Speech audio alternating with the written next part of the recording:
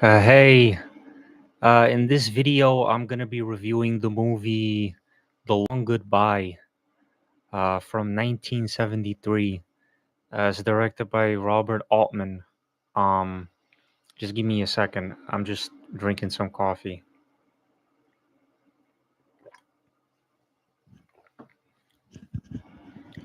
Um, this is a. I thought this was a pretty good movie. Um, it is kind of weird. Um, I saw this movie for the first time maybe 10 years ago. And I just recently saw it again, which is why I wanted to do a review of it.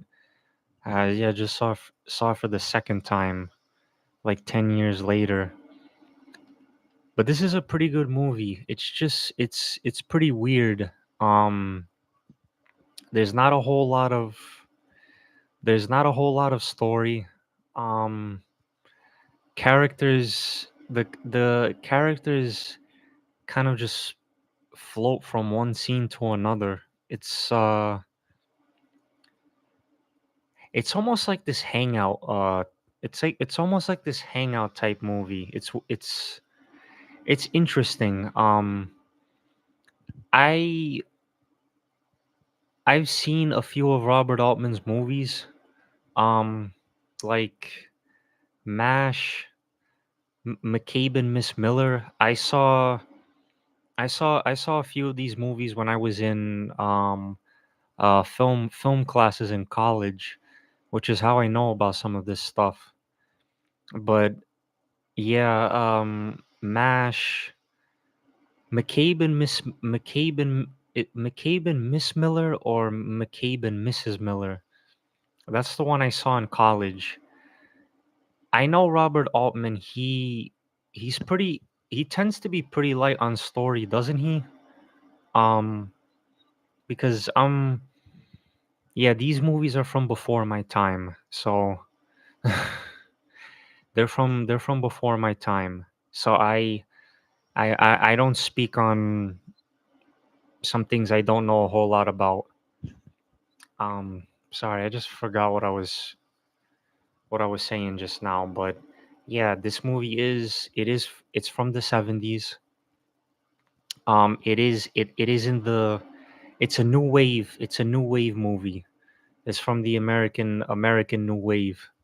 Um, any film buffs out there, any film students, you guys would know some of the movies that came out around this time, like The Graduate, Midnight Cowboy, Easy Rider, The Godfather, movies like those. Um, One Flew Over the Cuckoo's Nest, movies that came out around the time that The Long Goodbye came out. Um, yeah, new wave cinema, I think it's called.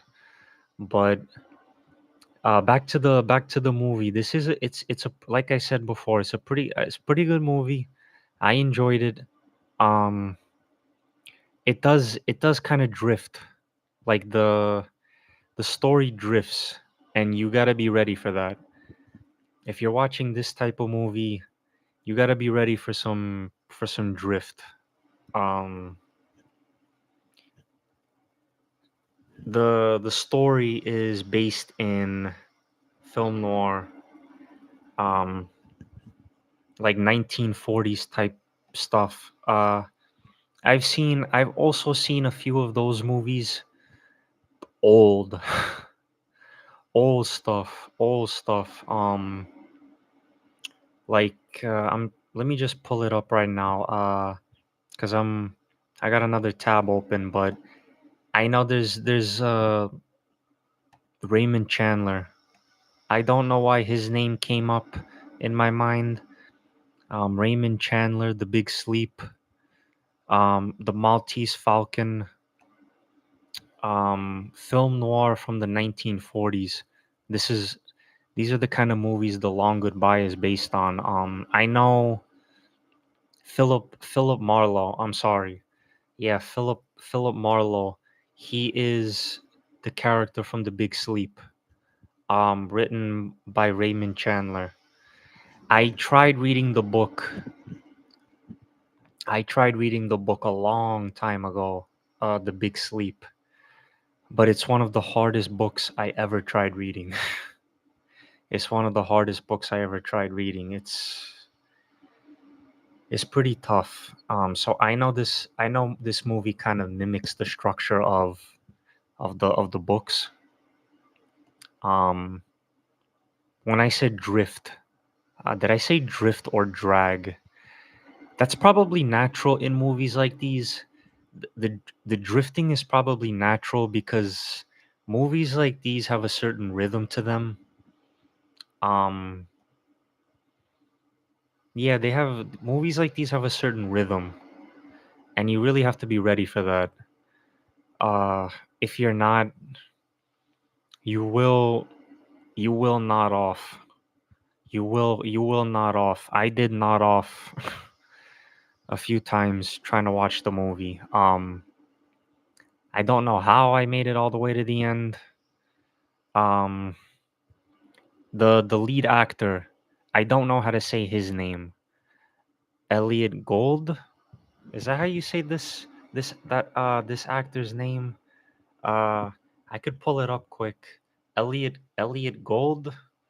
He is great in this movie. I mentioned the direction from Robert Altman is there's the movie's not perfect. Let me just uh let me just say it like that. There is drift, but in an interesting way. Um it will catch you if you do decide to watch the movie, it will catch you off guard like it did with me. But the I don't know if that's what Robert Altman was going for. Um I I do wonder sometimes like what movies like these were